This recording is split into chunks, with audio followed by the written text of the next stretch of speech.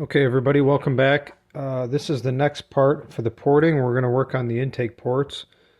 And like I mentioned in the introduction part of the initial video for the exhaust port, we're just going to take about 2 to 3 millimeters all the way around these main intake windows right here. These two, all the way around. So we'll do that on the inside first. This top port, we don't really need to change the top intake port. We don't really want to open it up or raise anything. There's a lot of meat behind it. So we'll be working at opening that up a little bit on the back side, but not changing the height or the floor, the ceiling or the floor at all. So I'll get these roughed out, and then I'll move the camera around and show you what we'll do on the intake portion by the reed cage. And there's not much. It's just kind of knocking some stuff down, and we're gonna narrow this bridge quite a bit, but we're not going to turn it into like a knife edge. You don't want to do that. You want it somewhat rounded like a nose. That way the air fuel will kind of roll over it and encourage that mixing. And you won't get any dead zones. So we'll reduce this a fair amount, but we won't make it super thin. And yeah, on the other side, you'll just see me knocking majority of the rough stuff down and just kind of cleaning it up. So I think intake ports are the easiest of the three.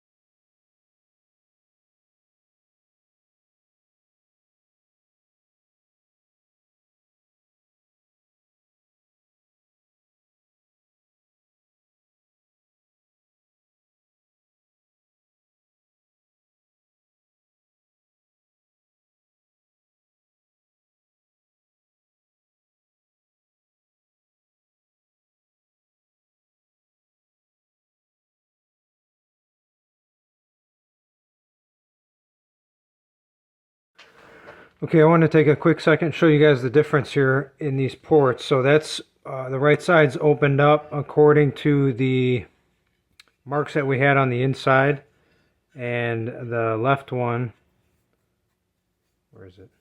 Right there, is untouched. I haven't done anything to it. So you can see just going 2-3 millimeters around really does a lot. So I'll keep going. I'll get going on the other side now. That was eventually approved and redirected.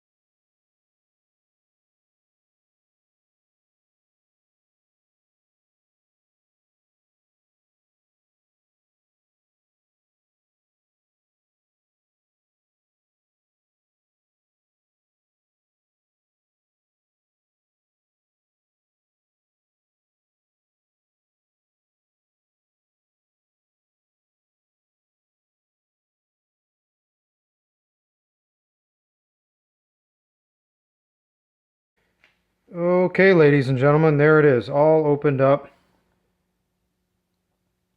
Tons of, I shouldn't say tons of material. Just opened up very well. Like I said, if you run those 573 pistons for the Blaster, those Wiseco pistons, they've got fairly large windows in the back, and this will do a lot for you. So, like I said, about 2 millimeters around, 2 to 3 millimeters, and then this, I don't know if the camera picked it up. I'll check in a minute here when I do the editing, but this was getting kind of sharp. I left it until the end, and then I had to go back very carefully with that round nose burr and just jab at this and try to flatten it out. So it's much thinner, but it's not paper thin, and it's not a knife edge on the front. And I got a little more detailing to do here, try to clean this up, make it a little smoother, but all of this is pretty much done. There's a huge ledge here. Get my big finger out of the way. There's a very large ledge here. And what I did is I took my long burr and I came in from the inside. Let me move this out of the vise. I came in from the bottom and I cut that ledge way back like that. So if any of you are entertaining this, doing this, then get yourself a long burr. This one is, I don't know, 6 inches. And that's plenty. You don't need much more than that. So this will get well past that point. You could even hit the ceiling if you went too far. So that really helped knock down that ledge and work a lot of this out. And then I had to go in and just fairly carefully work in these corners. And I might continue to work in the corner here now that I can see the burr and where I can get it positioned. I might try to open these corners out just a little bit more. That way they're not so much a dead corner. They'll allow that airflow to compress and move through that corner into the port properly. So that's most of it right there. And you could sand this, but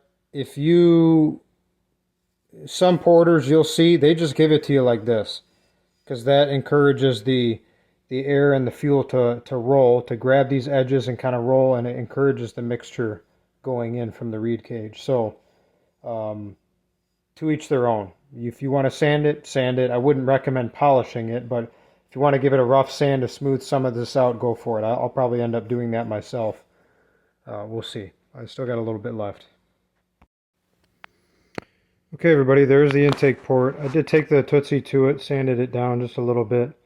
Tried to smooth out some of those rough bumps. So there you go. Looks good. I'm going to measure the ports to the top of the cylinder sleeve for you. Okay, the top of the port, I got my hand in there so you can't really see, but remember those ports are not square to the top of the cylinder sleeve, so they're tilted a little bit. So that the highest point is 69 millimeters to the top of the sleeve. The lowest point at the bottom of the port is about 90, let me look at it this way, 96 right on the dot. Okay, and then the center intake port, this one here, I'll give you those numbers. They shouldn't have really changed because we didn't adjust those heights at all. We just tried to clean it up, open it up a little bit. 46 millimeters from the top of that port to the top of the sleeve. This one, bottom of that port to the top of the sleeve is, let me square it up here,